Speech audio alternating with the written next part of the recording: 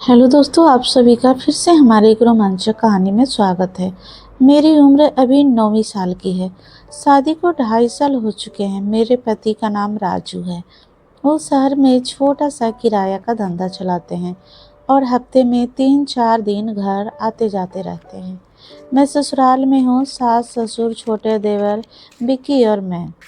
हमारा घर पुराना है। मिट्टी की दीवारें, छत पर टाइलें, आंगन में नीम का पेड़ और पीछे छोटा सा बगीचा। और गांव वह है हमारा लखनऊ से थोड़ा दूर।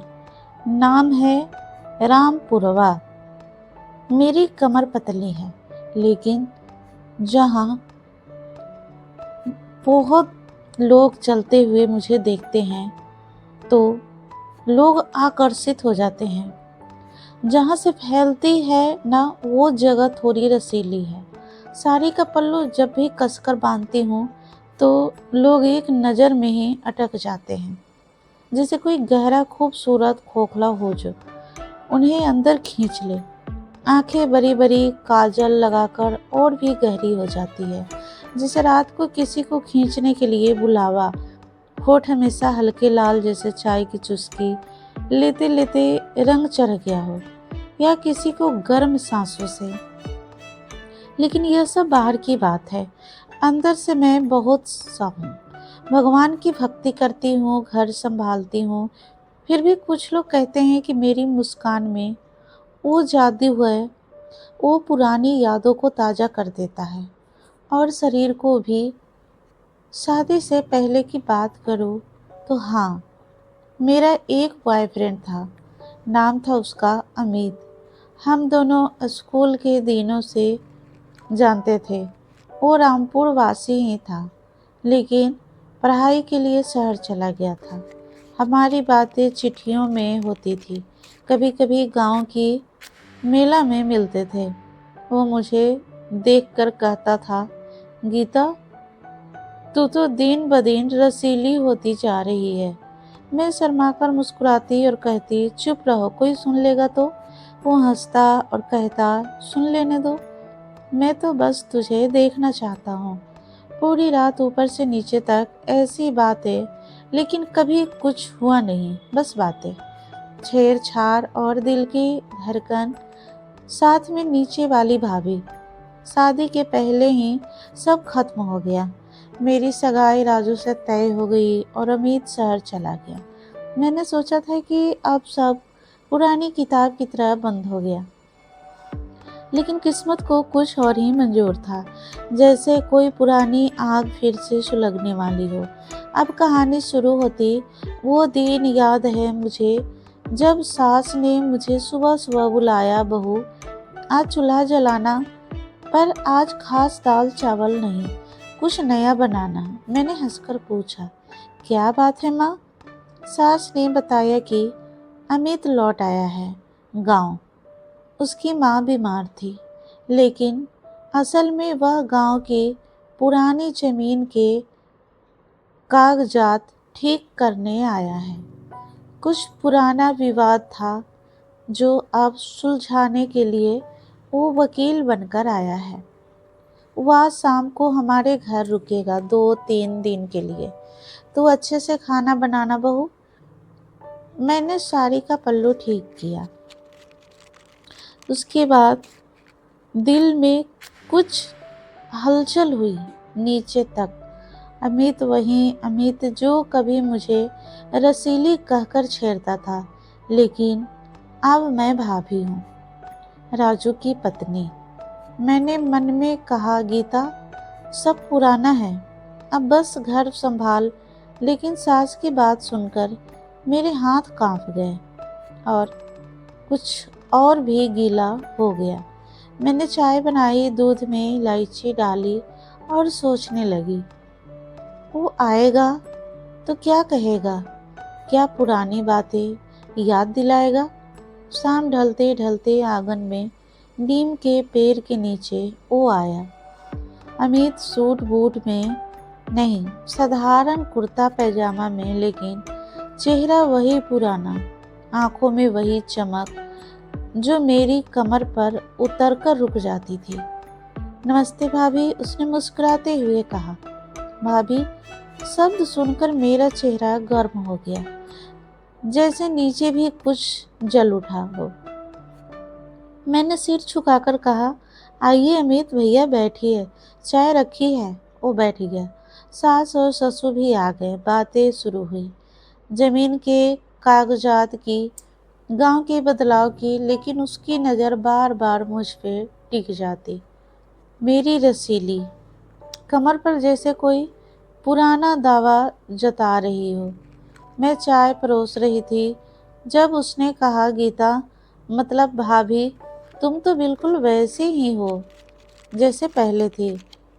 अब बस थोड़ी और रसीली लग रही हो, जैसे फूल खिल गया हो, जिसे छूने का मन करे। सास हंस पड़ी। अरे अमित बेटा, बहू तो घर की शान है, मैंने शर्मा कर कहा। अब चुप रहो अमित, अब तो मैं शादीशुदा हूँ। लेकिन उनकी बात ने वो पुरानी मिठास थी, और अब वो मिठास मेरे होठों को भी छू रही थी। मैंने चाय का कप बढ़ाया, उंगलियां छू गई। एक पल के लिए आंखें मिली। वह पल थोड़ा लंबा लगा, जैसे शरीर भी एक दूसरे को छू रहा हो। लेकिन मैंने तुरंत हाथ खींच लिया। खाना लगाऊं? मैंने पूछा, लेकिन मन में सोचा, क्या और कुछ भी लगाऊं? रात का खाना आंगन में ही लगा। देवर बिक्की भैया भी आ गया। वो अभी वन का है, पढ़ाई कर रहा है। अमित ने उससे बातें की, लेकिन बीच बीच में मुझे देखता। मेरी झुकी हुई गर्दन और आगे बढ़ती छाती को खाना परोसते वक्त मैंने झुककर रोटी दी। पल्लू थोड़ा सरक गया।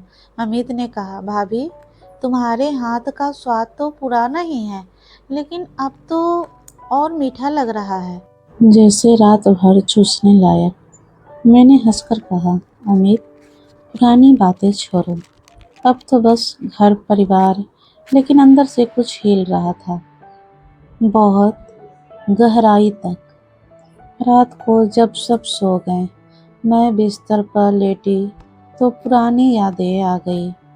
अमित की वो चिट्ठियाँ, वो मेले की रातें जब वो मुझे हाथ पकड़कर ले जाता था, और मैं सोचती थी कि कहीं और पकड़ लेगा। लेकिन अब मैं राजू की, फिर भी नीचे कुछ गीला हो गया। अगली सुबह जल्दी उठी। अमित आंगन में बैठा था, कागजात देख रहा था। मैंने चाय दी। भाभी, कल रात तुम सोई नहीं लग रही थी, उसने धीरे से कहा। मैंने चौंक कर पूछा, कैसे पता? वो मुस्कुराया। तुम्हारी आंखों में अभी भी वह पुरानी चमक है, जैसे पहले थी, जब हम रात को गांव की सड़क पर घूमते थे और मैं सोचता था कि तुम्हें कहीं अंधेरे में दबा लो। मैंने साड़ी का किनारा संभाला और कहा, अमित, वो सब बीत गया, अब मैं भाभी हूँ। तुम्हें भी कुछ सोचना चाहिए। लेकिन बात करते करते हम दोनों पुरानी यादों में खो गए, और मेरी सांसें तेज हो गई। वो बताने लगा कि शहर में कितना अकेला महसूस करता है। कोई नहीं है जिससे पुरानी गीता वाली बातें कर सके या पुरानी गीता को छू सके। मैंने सुनती रही, मन में सोचती रही, यह बातें तो सिर्फ बातें हैं, लेकिन क्यों क्यों लग रहा है जैसे कुछ और होने वाला है, और मेरी रसीली जगह भी गीली हो रही है। दिन भर हम आंगन में ही रहे। अमित कागजात लिखवाता, मैं पास में बैठकर चाय बनाती। सास बाजार गई थी, हम दोनों अकेले थे, जैसे कोई पुराना मौका लौट आया हो। उसने कहा, गीता, याद है वह दिन जब तुमने मुझे कहा था कि अगर शादी ना हुई तो तुम मेरे साथ भाग जाओगे? मैं शर्मा, अमित, और अब वो मत याद दिलाओ। अब तो मैं राजू की हूँ, और राजू बहुत अच्छे हैं। लेकिन मेरी आवाज़ में थोड़ी सी कम कपी थी, और नीचे वाली जगह में भी। वो पास आकर बोला, मैं जानता हूँ भाभी, लेकिन कभी कभी पुरानी बातें दिल को छू जाती है। तुम अभी भी वैसे ही रसीली हो, जैसे कोई गर्म दूध का कटोरा जिसे पीने का मन करे। मैंने उठकर कहा, चलो खाना बनाती हूँ। नाक से की जाने वाली आवाज। रसोई में वह भी आ गया। मदद करूं? मैंने हिसक कहा। तुम वकील हो, रसोई में क्या करोगे? लेकिन वो रह गया। मैं आटा गूंथ रही थी, हाथों में मैदा लगा था। उसने देखा और कहा, तुम्हारे हाथ देखकर लगता है जैसे अभी भी पुरानी गीता है जो मुझे छूने से शर्माती थी। और मन कर रहा है पूरे शरीर को। मैंने घूर कर कहा, अमित बस करो, कोई आ जाएगा तो क्या सोचेगा। लेकिन अंदर से एक अजीब सा सुकून था, जैसे मेरी रसीली कमर खुद ब खुद उसकी तरफ झुक रही हो। हम बातें करते रहे, वो शब्द, लेकिन हर पल में वो मसाला घुलता जा रहा था। शाम को ससुर आए, देवर विक्की आया, सबने मिलकर कागजात पर बात की। अमित ने कहा, भाभी कल सुबह मुझे गांव के दूसरे छोर पर जाना है, जमीन देखने। तुम चलोगी? पुरानी जगह याद आएंगी और शायद कुछ नई भी, जहां हम अकेले हो सके। मैंने सास की तरफ देखा। सास ने कहा, हाँ बहू जा, अमित भाई है, कोई बात नहीं। मैंने हामी भर दी। रात को बिस्तर पर लेटकर सोचा, कल क्या होगा? क्या वो पुरानी यादों को फिर से जगाएगा? मेरे मन में डर भी था, लेकिन एक अजीब सी उत्सुकता भी। राजू को फोन किया। वो बोले, ठीक है, अमित भाई है, मदद करो। अगली सुबह हम निकले। गांव की पुरानी कच्ची सड़क, धूप निकली हुई थी। अमित ने कहा, भाभी याद है यह रास्ता, यही हम छुपकर बातें करते थे। मैंने साड़ी संभाली और कहा, अमित अब वो मत बोलो, अब मैं भाभी हूँ। लेकिन वो हंसता रहा। हम जमीन पर पहुंचे। पुरानी हवेली के पास वहां कोई नहीं था। वो कागजात दिखाने लगा, लेकिन बातें पुरानी हो गई। गीता, अगर शादी ना होती तो आज हम। मैंने बीच में ही टोक दिया, बस अमित, अब घर चलते हैं। लेकिन वो पल, उनकी नजर में वो पुरानी प्यास थी। मैंने मन में सोचा, कुछ होने वाला है क्या? लेकिन कुछ नहीं हुआ, बस बातें, छेड़छाड़ और वापस घर।